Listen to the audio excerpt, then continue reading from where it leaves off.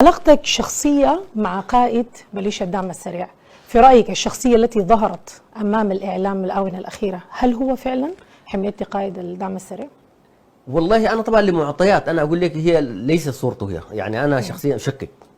حميتي الذي أنا أعرفه عن قرب وهذا ليس حميتي. أول حاجة خلينا من ناحية الشكل، يعني طوله وعرضه وكلام زي ده. هو رجل يعني ذو المقاتل. أول حاجة هو عسكري، ويمكن أنا ذكرت في حلقات سابقة إنه هذا الرجل هو الدعم السريع بالنسبة لكل شيء، لأن الدعم السريع هو اللي وصله لهذه المرحلة، وبالتالي يمكن يفرط في أي شيء ولا الدعم السريع. وهو كان في دارفور، كان يقاتل وكان في الصفوف الأمامية يقاتل، كان الحركات في وقته في ذلك الوقت. نعم.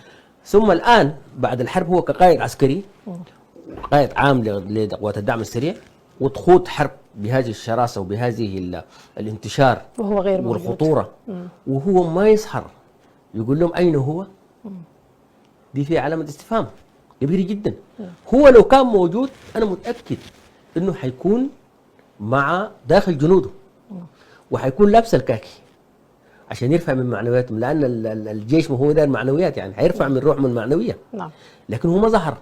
نعم، شاهدت الواحدة من اللقاءات، يعني أنت كنت ضيف في قناة المستقلة وتتحدث عن ظهور يعني حميتي في دول هي تتفق مع الدعم السريع، ولكن هل يستطيع مثلا الذهاب إلى جدة أو غيرها من الدول الأخرى؟ طبعا أنا تحديت في هذا اللقاء، تحديت ولا زلت أتحدى قيادات الدعم السريع أو مستشارين أو غيرهم، يعني إنه صار حميتي، لأن أنا المملكة العربية السعودية إحنا بتربطنا بها وشائح تاريخية، وبلد مسلم وجارة، وبيننا الكثير جدا، وهي اهتمت بالقضية السودانية ووفرت هذا المنبر عشان تجد حل للشعب السوداني، ودار أشياء كثيرة جدا. وهم ناس الدعم السريع وقعوا على الاتفاق الأول، يعني ده وقعوا لانسحابهم ثم عادوا وتنصلوا من الاتفاق. فالشيء الطبيعي، الشيء الطبيعي إنك أنت بتمشي للدولة اللي هي أصلا حريصة جدا أن تجد سلام في السودان، وبذلت كل جهودها واحتضنت المؤتمر وساهمت، يعني على الأقل أنت تيجي تشكر هذه الدولة. بعد ذاك أنت تشوف يعني المطلوب منك شنو، ما أنت في النهاية دار الحرب يجيف، يعني هتستمر ل 200 يعني، عشان توريهم والله أنا جاهز للسلام.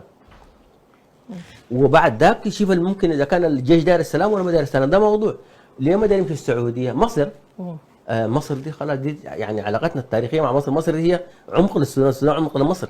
ويمكن الحرب ده يمكن الشعب السوداني عرف انه كيف مصر استضافت الشعب السوداني. وايضا المصريين لما كانوا في الحرب في السبعينات برضه كان الموقع يعني الامن الاستراتيجي والعمق الاستراتيجي بالنسبه لهم كان السودان. فيبقى ان احنا علاقتنا التاريخيه، اي سوداني يعرف مدى اهميه هذه العلاقه، واي سوداني يعيش في مصر الان هو يعرف انه كانه هو في السودان، يعني شعور اي سوداني. ليه ما يجي مصر مثلا؟ لان دي دول لا تقبل التزييف، هي يعني هي حريصه جدا على مصلحه الشعب السوداني، لان ده يعني هو بيكون جزء من ضرب امنها القومي، وهي حريصه جدا. لكن عندما يذهب اثيوبيا ويذهب كينيا ويذهب يوغندا، دي دول هي اصلا مع المؤامره، دول اصلا الناس قاعده مشترينهم. ودي دول عندما اجتمعوا في اديس ابابا قبل فتره، يعني شفنا كيف الرؤساء تحدثوا عن السودان بطريقه سلبيه جدا، حتى ما في الدبلوماسيه. ودي اول مره تحصل بين دول، يعني حتى ما يحترموا الدوله. يعني ابي احمد طلب حظر الطيران، حظر الطيران ده ليه؟ طيب انا الحته دي داير يعني اشرح فيها. ابي احمد لما قال يحظر الطيران، ده ما كلامه، ده كلام ناس الدعم السريع. لان ناس الدعم السريع لما فاتوا مروي داير يسيطروا على مروي، هم عندهم قناعه انه من ناحيه عسكريه هم اقوى من الجيش، تسليحهم احدث من الجيش، قوه بشريه اقوى من الجيش، المواقع الاستراتيجيه المحتلينها في داخل الخرطوم العاصمه القاهره المثلثه الجيش مو موجود فيها.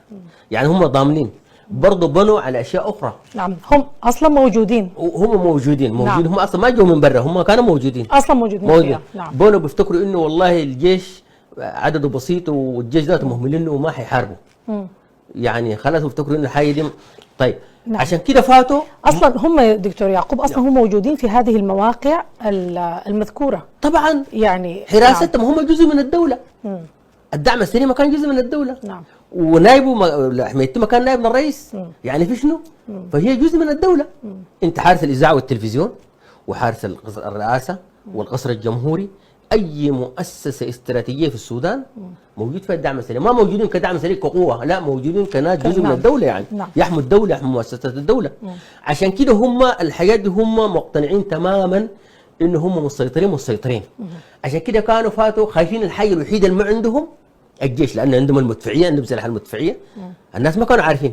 الدعم السريع عنده سلاح المدفعيه، عنده سلاح المدرعات، عنده سلاح الدفاع الجوي، عنده الامدادات الطبيه. بيقول عليها شنو؟ بيقول عليها الوحده الطبيه زي السلاح الطبي. أيوة. وحده كبيره جدا. عندهم حتى عملوا بحريه بالمناسبه. يعني كل انواع السلاح اتدربوا وبقوا يعني هم خلاص يعني بيتعاملوا مع القضيه كدوله يعني. الحاجه الوحيده كان خايفين منها اللي هي الطيران. ما عندهم كان الطيران، والطيران كانوا حاولوا برضه بالمناسبه، كانوا حاولوا ودوا ناس دربوهم، اولادهم دربوهم في اثيوبيا وكذا. طيب فاتوا قال احنا قبل ما نبدا، وده الحاجه تؤكد ان هم كانوا ناويين على الانقلاب. وانا سمعت الكلام ده من شخص، الكلام ده بدري جدا. وقت ذاك ما كان في حاجه اسمها انقلاب ولا في تكوين، وكان علاقته بسمح مع الجيش. نعم. قال والله الدعم السريع ده الان بقى هم من الجيش، بس ينقصوا الطيران. انا اول ما هم فاتوا لمروي انا رجعت طوالي قبل سنه ولا حاجه، انه في شخص تابع لقوات الدعم السريع من ضباطها قال والله الان الدعم السريع ده قوه بقت ضاربه وقوه بقت مهمه، وما في حاجه بتتقضي بدون. نعم. طيب حاليا دكتور يعقوب، نعم. تغيرت الموازين على ارض الواقع. نعم. يعني عام وشهرين. نعم. يعني الحمد لله القوات المسلحه يعني تمددت في الكثير من المناطق، استعادت الكثير من يعني المناطق اللي كانت تحت ايضا يعني سطوه الدعم السريع وغيره. الان يعني هذا التحرك للامام من قبل قوات الجيش، كيف تراها الان؟ يعني بعد عام وشهرين كيف تقيم الوضع وانت متابع من قبل يعني؟ ما هو طبعا الجيش في البدايه كان معتمد على الدعم السريع كجزء من مؤسسه القوات المسلحه. والدليل بذلك انه هم حرسوهم يعني المناطق الاستراتيجيه. نعم. ما كانوا متوقعين يوم من الايام يكون في، لو يكون في عدو خارجي معلش، لكن داخل ما كانوا متوقعينه، لان جزء منهم هم ودي السودانيين كانوا. فلذلك ما كانوا مستعدين. فكان الهجمه يعني الانقلاب لما حصل الدعم السريع، الجيش طبعا دي الناس في النهايه ناس عسكريين يعني عارف الخطط العسكريه. يعني احنا كمدنيين بنستعجل الانتصار وقراءتنا بتكون غير قراءتهم هم كان عددهم بسيط لا يساوي بالنسبه لقوات الدعم السريع 30%، ما حيساوي. أيوة. ولا تسليحا. لكن هم صمدوا وين؟ كان ناس عسكريين وعندهم خطط، صمدوا في مقراتهم، يعني دافعوا عن مقراتهم. نعم. لان كثير من الناس بيقولوا الجيش ليه ما يطلع من مقراته؟ ليه دافع عن المقرات؟ ما هو المقر ده بالنسبه للجيش حاجه كبيره، ولكن هي خطط عسكريه. خطط عسكريه. نعم. حافظوا في البدايه على مقراتهم الرئيسيه، وديل استنزفوا الدعم السريع في الدفاع عن، لان ديل بيجوا بكميه كبيره جدا من مجموعات بشريه، كتل مجموعات بشريه بيبادوا بيمشوا يجيبوا ناس ثانيين.